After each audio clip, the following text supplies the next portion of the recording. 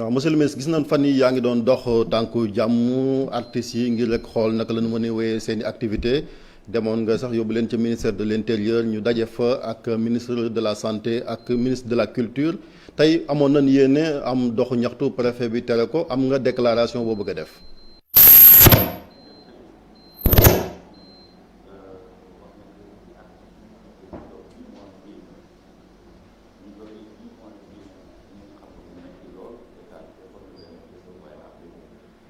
espéré woon yëpp ci fin d'année bi vraiment que artistes yi mën a liggéey ndax aussi période la boo xamante ci la ñuy liggéey mais malheureusement mbas mi ñëwaat ak benn densité bu metti donc ci la ñuy jóg nag def médiation bi pour fexe dem gisi ministre de la culture dem seeti ministre de l'intérieur boobu ba tey ñu ngi waxtaan ñu am ay gisee yu bari ñu def ñun dajaloo nañu dem nañu gis nañu président ba wax ko mbir mi je pense que décision pour jàppale artistes yi dina génn tey wala suba incha allah président dina ko def te loolu yëpp nag mu nekk loo xam ni que pour essayer jàppale artistes yi ci fin d'année bi nga xam ni que vraiment metti na économiquement socialement te am nañu yaakaar ne daal malgré li ñu teree sitting bi incha allah décision dina génn tey wala suba pour jàppale artistes yi dàmp leen daal situation bi metti na.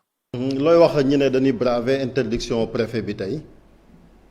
Moi je suis légaliste moi j'encourage jamais de défier li ma xalaat rek moom mooy solution lañ doon wut fi mu ne ni solution mi ngi ci yoon bi je pense que ne war nañu mën a ànd ak dal ba solution boobu ñëw ñu seet nan lañ koy doxalee waaye je pense pas que am jaru ko d'autant plus que am nañu fi mu ne ni tu sais un problème identifié et à moitié réglé donc waxtaan nañu solution dina am rapidement dans les 48 heures grand maximum su nekkul tey.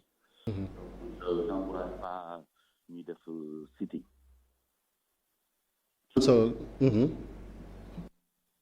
mën ko wax donc au-delà de l'interdiction mënuñ ñoo jàpp ni kon dinañ ubbi saal yi mais ndimbal li dina jóge ci gouvernement bi jëm ci artistes yi.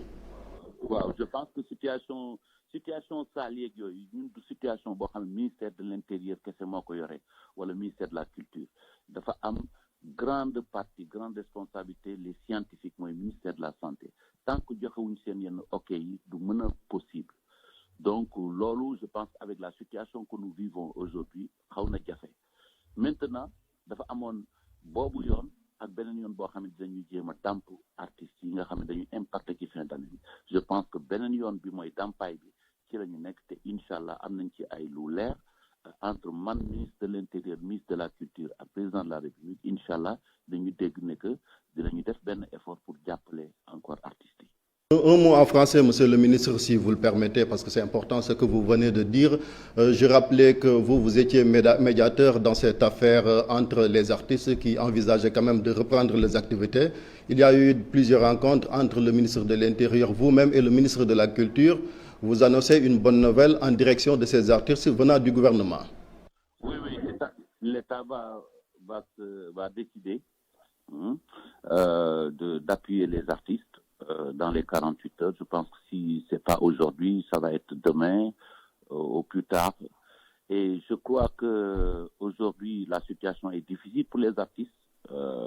Depuis 10 mois, les artistes n'ont pas travaillé. Depuis 10 mois, c'est vrai que l'État a fait un geste, mais c'était pas suffisant par rapport à ce que les artistes espéraient avec la fin de l'année. Et la pandémie est revenue, donc aujourd'hui nous sommes dans une situation de blocage et nous avions, par rapport à notre médiation, pensé aussi à un plan B. Le plan B, c'est de pouvoir appuyer un peu les artistes vers la fin de l'année, pour que quand même qu'ils souffrent un peu. Et je pense que ça c'est acquis et nous pensons que ça va tomber d'un moment à l'autre. Donc je pense que bon, c'est mieux que rien. C'est mieux que rien parce que quand même nous avons une part de responsabilité sur vraiment aussi des débordements avec cette pandémie-là aussi si nous insistons trop.